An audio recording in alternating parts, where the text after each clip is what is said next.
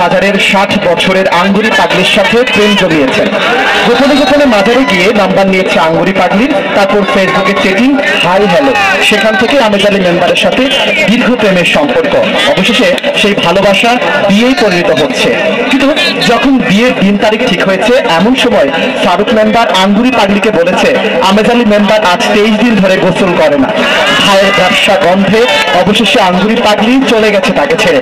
এখন বিরোধের প্রেম জ্বালা আমেজ আলী মেম্বার ঘুরছে দাঁড়ে দাঁড়ে। দুই মেম্বারের মধ্যে হট্টগোল, এই নিয়ে বিচার করবেন সেলিম মিয়াজিকে। চেয়ারম্যান বলেছেন সারা জীবন সাধারণ মানুষের বিচার করেছে, আজ মেম্বারদের বিচার করব। এই বিচারটা অনুষ্ঠিত হবে পরবর্তীতে। যাচ্ছি বিজ্ঞাপন বিরতিতে। আব্বা তোমার আমার সাথে আগ্রহ করি না কেন? কি হয়েছে রে মা? তোমার জামাই খালি কেবু করে, দেখো পাশের বাড়ির ভাবি রাইস কুকার দিয়ে রান্না করে, আর আমি এখনো পাতা করি। হয়েছে কি আপা, এই মাসের বেতনটা পাইলেই আপনার মেয়েকে রাইস কুকার দিব। আরে কিপটা বাচ্চা কিপটা, তোর এই জন্য কি মেয়ে দিয়েছিলাম?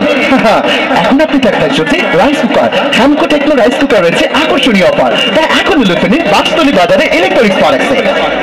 দুধেই থাকো তো কিনে বাড়তি তোর সবাই ফ্লু না কিনে। মা বলেছে পুরো 10 মিনিট ধরে হাত ধুতে হবে।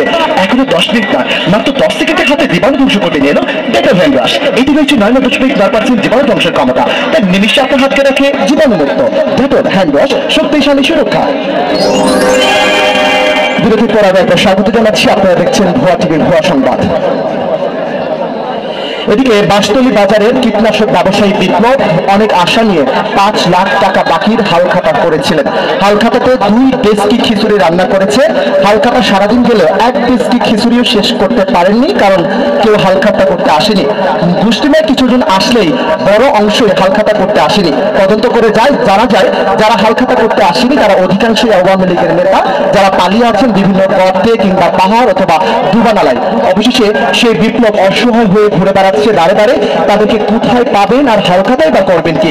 অবশেষে সেই 1 ডেস্কি বাসতলী বাজারে পুরো ডেস্কি খিচুড়ি বিতরণ করছেন তিনি।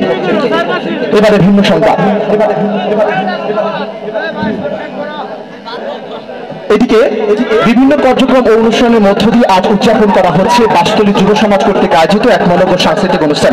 অনুষ্ঠানটি আয়োজনের মধ্য দিয়ে উৎসব আমেজের মধ্যে শেষ হবে এমনটা প্রত্যাশা করেছেন আয়োজক কমিটিরা। এই ছিল আমাদের ভুয়া টিভির ভুয়া সংবাদ। এতক্ষণ সঙ্গে থাকার জন্য ধন্যবাদ। পরবর্তী সংবাদ আবারও আগামী বছরের ঠিক একই সময় একই তারিখে। সে পর্যন্ত সুন্দর ও নিরাপদ থাকবেন। আজকের মতো এখানে শেষ করছি। আল্লাহ হাফেজ।